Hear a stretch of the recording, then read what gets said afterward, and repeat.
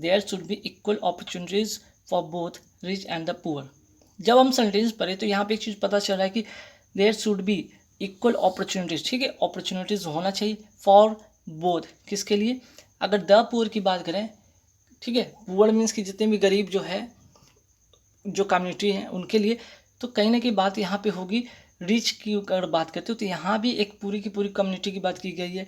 तो जब पुअर से पहले मैंने द का यूज़ यहाँ पे सेंटेंस में दिया गया है, ठीक है, जब पुअर से पहले यहाँ पे द आर्टिकल लगाया गया है तो यहाँ पे रिच के पहले भी क्या करना होगा, आपको द लगाना होगा, ठीक है। यहाँ पे जैसे पुअर के पहले द है तो उसी तरह रिच के पहले भी क्या होगा, आपका द आर्टिकल यूज़ होगा, ठीक है। एक तो सेंटेंस फॉर्मेशन में जो है प्रॉपर ऑर्डर को मेंटेन रखने के लिए भी यहाँ पे देख सकते हैं, जैसे कि एंड के बाद, ठीक है, एंड के बाद अगर आपका जो है यहाँ पे एडजेक्टिव से पहले द लगाया गया, उसी तरह एंड से पहले भी द लगाया जाएगा उस एडजेक्टिव के पहले, ठीक है। एक तो फॉर्मेशन के अनुसार भी होगा, दूसरा रूल के अनुसार भी होगा। तो पहला सेंटेंस अगर देखें तो एरर किस पार्ट में है, आपका सी वाले पार्ट में एरर है, ठीक है। चलिए नेक्स्ट क्वेश्चन पे आते हैं। One should keep his word. अब देखिए वन से शुरू है, सब्जेक्ट क्या है आपका, सब्जेक्ट है वन, तो इसका जो आपका प्रोनाउन होगा वो क्या होगा, वंस होगा, ठीक है, क्या होगा यहाँ पे, वंस। तो आप क्या करेंगे, यहाँ पे हिज को काटेंगे और यहाँ पे क्या करेंगे, वंस का यूज़ करेंगे, क्लियर। तो ध्यान रखिए जब भी सेंटेंस में वन से स्टार्ट होगा उसका जो यहाँ पे प्रोनाउन बनेगा वो होगा वंस, ठीक। चलिए तो इस हिसाब से सी वाले पार्ट में इसमें भी एरर है। नेक्स्ट क्वेश्चन पे आते हैं।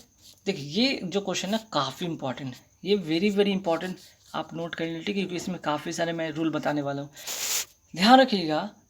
Would you mind for checking this failure, ठीक है, would you mind for checking this failures. अब इसमें किस पार्ट में एरर है, तो सबसे पहले आप नोट कर लीजिए कुछ ऐसे रूल, कुछ ऐसे वर्ड, जैसे कि मैं बता रहा हूँ एडमिट, ठीक है, मैं बता रहा हूँ अवॉइड, मैं बता रहा हूँ delay, deny, mind, forgive. Note कर लीजिएगा काफ़ी इंपॉर्टेंट है भाई, ठीक है। एंजॉय, चलिए आप एंजॉय थोड़ा और बढ़िया से लिख देता हूँ, फॉरगिव तो हो गया था, एंजॉय, चार माइंड हो गया, फॉरगिव हो गया, एंजॉय हो गया, एडमिट, अवॉइड, डिले, डिनाई, और लिख लीजिएगा जैसे कि इट्स नो यूज़, फिर उसके बाद लिख लीजिए कांट हेल्प,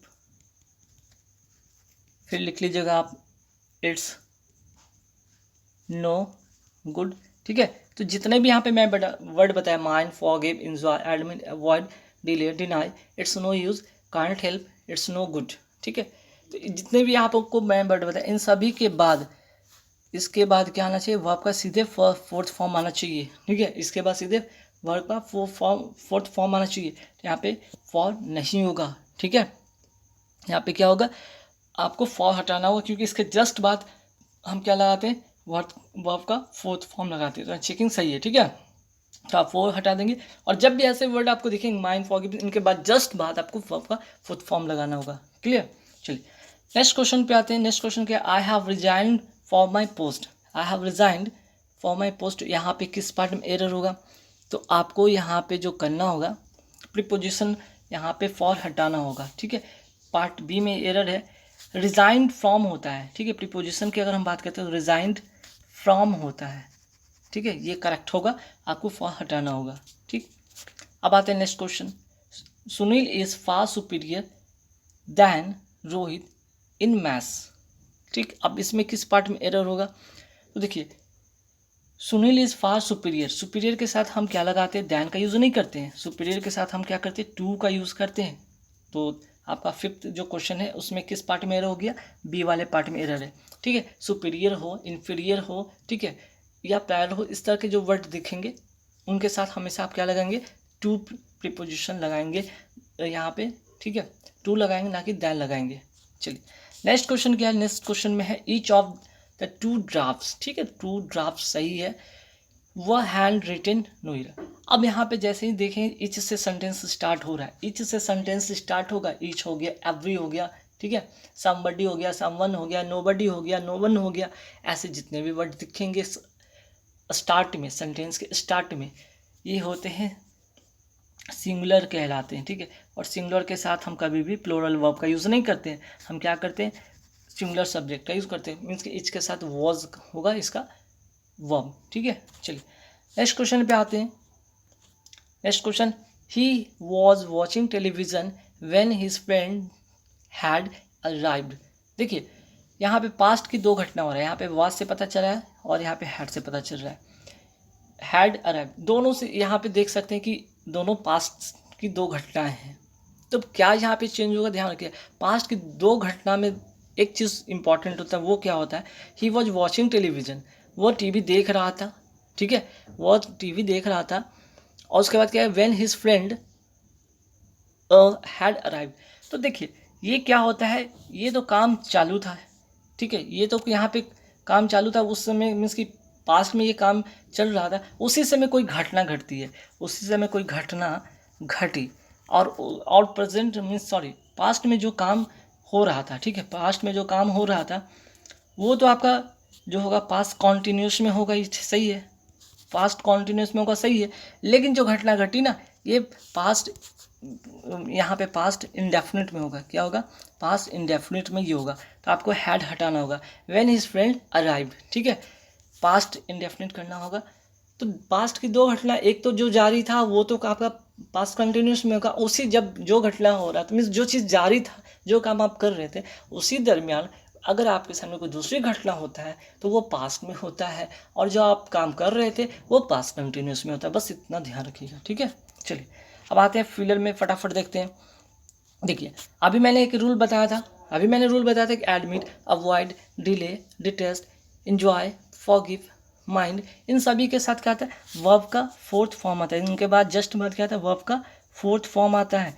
जैसे ही पता चला है वॉइड, बस ये होगा नहीं, ये होगा नहीं, हो गया ना आंसर कट, ठीक है, हो गया ना आंसर फट, एक मिनट, एक सेकंड में आपका सी नंबर ऑप्शन हो जाएगा, क्लियर। चलिए नेक्स्ट क्या भाई question, next, if I had been a millionaire I dash the poor. अब देखिए इसका तो भाई स्ट्रक्चर होगा, इसका क्या है, कंडीशनल सेंटेंस का स्ट्रक्चर मैंने आपको पहले भी सिखा रखा है। जैसे क्या है यहाँ पे, इफ़ जो होता है, इफ़ प्लस पास्ट परफेक्ट, क्या होता है, पास्ट परफेक्ट, ठीक है, पास्ट परफेक्ट प्लस वर्ब का थर्ड फॉर्म। अगर ऐसा तो दिख गया है भाई, इफ़ सब्जेक्ट और उसके बाद बिन दिख रहा है वर्ब का थर्ड फॉर्म, तो इसका जो फॉर्मेशन, जो अगला जो क्लॉज होगा, अगला जो सेंटेंस का क्लॉज होगा वो कैसा होगा, सब्जेक्ट प्लस वुड होगा, ठीक है, वुड होगा, हैव होगा, फिर उसके बाद क्या होगा, वर्ब का थर्ड फॉर्म होगा, सब्जेक्ट वुड हैव और वर्ब का थर्ड फॉर्म होगा। तो वुड हैव और वर्ब का थर्ड फॉर्म, तो ये हो रहा है ना, बी नंबर पार्ट इसका करेक्ट आंसर होगा। चलिए नेक्स्ट क्या, प्रीपोजिशन, इसमें कौन सा फिल करेंगे जो करेक्ट होगा, तो ध्यान रखिए डिसअप्रूव के साथ हमेशा जो करेक्ट प्रीपोजिशन होगा वो होता है ऑफ होता है। आप इसे रटना पड़ेगा, कुछ प्रीपोजिशन को रटना पड़ेगा, कुछ आपको जो है कि आप जब आप जो पैसेज पढ़ते हैं या फिर आप अगर क्लोज स्ट्रेस करते हैं या फिर एडिटोरियल वगैरह पढ़ते रहते हैं तो वहाँ पे चीज़ें आपको अंडरस्टैंडिंग बन जाएगा कि हाँ भाई इस वर्ड के साथ ये प्रीपोजिशन लगता ही लगता है, ठीक है। ही डिसअप्रूव्ड डैश हर बिहेवियर, तो डिसअप्रूव्ड के साथ क्या होगा, प्रीपोजिशन ऑफ होगा, जिसका मतलब होता है असहमति जताना। डिसअप्रूव का मतलब होता है क्या है, असहमति जताना, ठीक है। चलिए नेक्स्ट क्वेश्चन पे आते हैं, that young lady is very keen.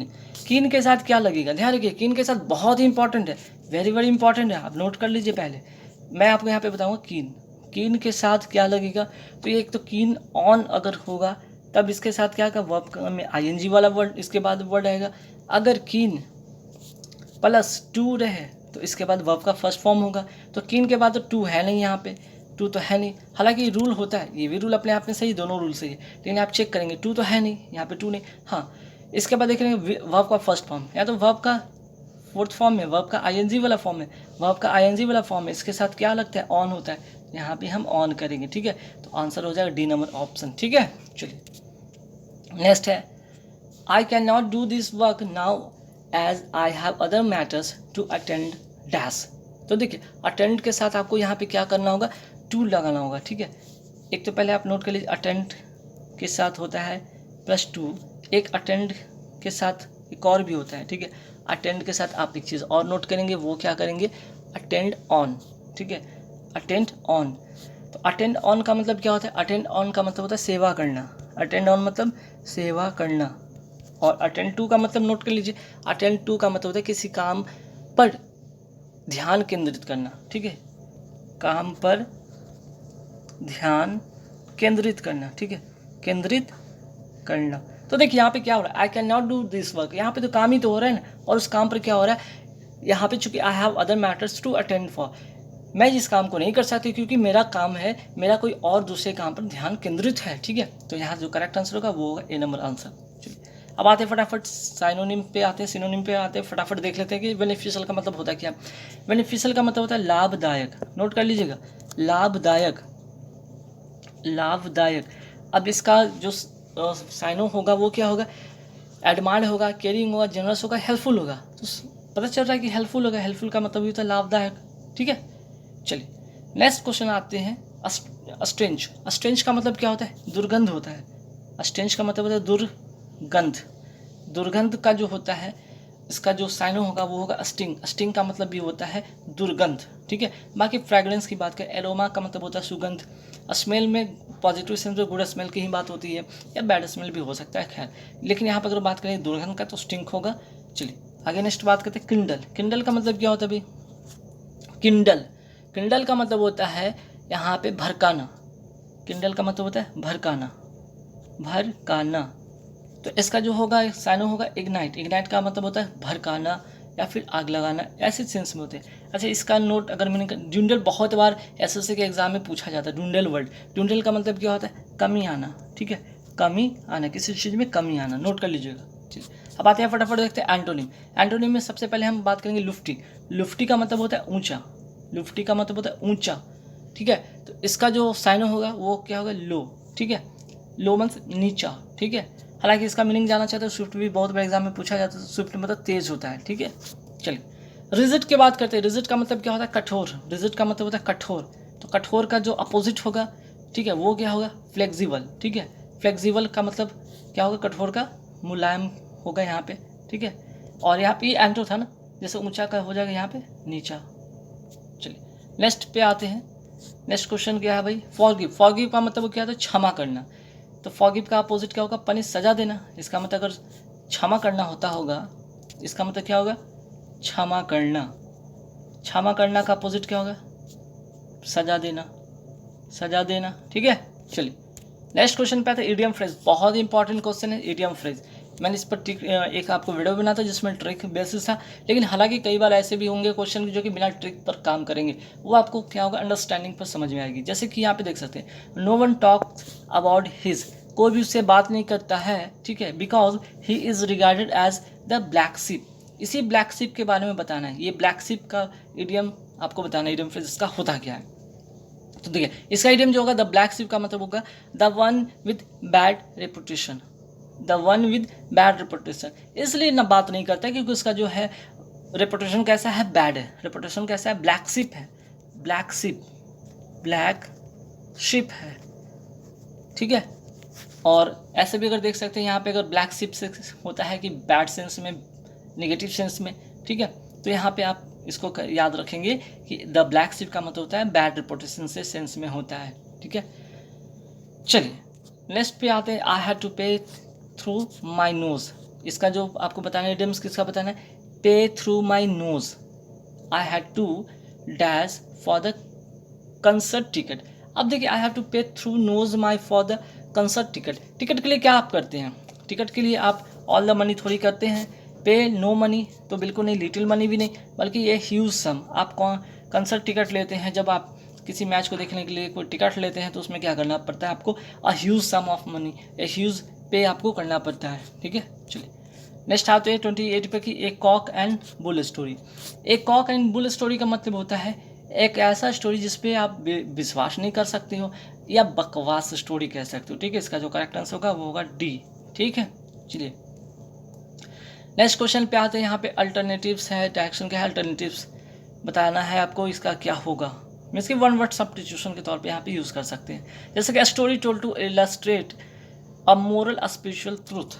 कोई एक ऐसा स्टोरी है जो कि आपको उदाहरण के तौर पर, जब आपको पूरी एक मोरल स्टोरी सुना दी जाती है, लास्ट में आपको एक इलस्ट्रेट उसके अकॉर्डिंग बताया जाता है, उसको कहते हैं, क्या कहते हैं भाई, उसको क्या कहते हैं, उसको कहते हैं पैराबल, ठीक है। पैराबल का मतलब होता है कहावतें, कहावत जिसको कहते हैं ना। जैसे पूरा एक स्टोरी था, एक स्टोरी रहता है ना मोरल साइंस की बुक में, लास्ट में एक कमेंट में लिखा रहता है कुछ, उसका एक पैराबल लिखा होता है, कहावतें लिखा होता है, वही बताया गया है यहाँ पे, ठीक है। चलिए अब आते हैं next question, concerning life in a city, ठीक है।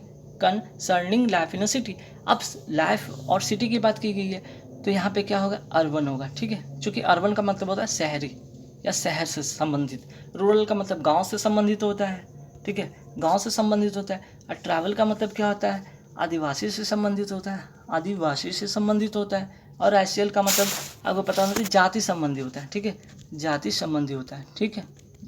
चलिए नेक्स्ट क्वेश्चन पे आते हैं, bringing about a gentle and easy death specially to in suffering.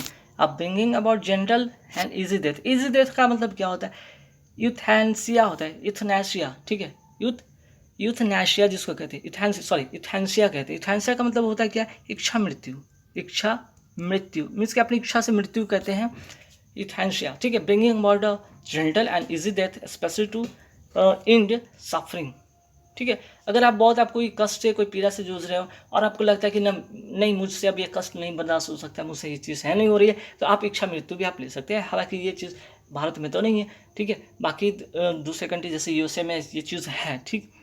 चलिए आगे देख लेते हैं, कुछ और क्वेश्चन है क्या, हाँ कुछ और क्वेश्चन भी बाकी है, देखते हैं। असेंबलिंग और organizing material from various sources, इसको क्या कहते हैं भाई, इसको कहते हैं कंपाइलिंग, ठीक है, इसको क्या कहते हैं, कंपाइलिंग, कंपाइल करना, ठीक है।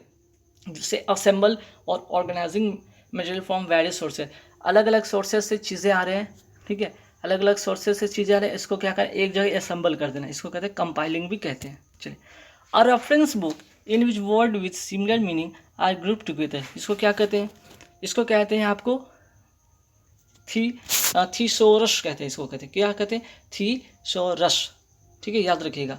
चलिए तो गाइज यहाँ पे 33 क्वेश्चन टोटल थे। I hope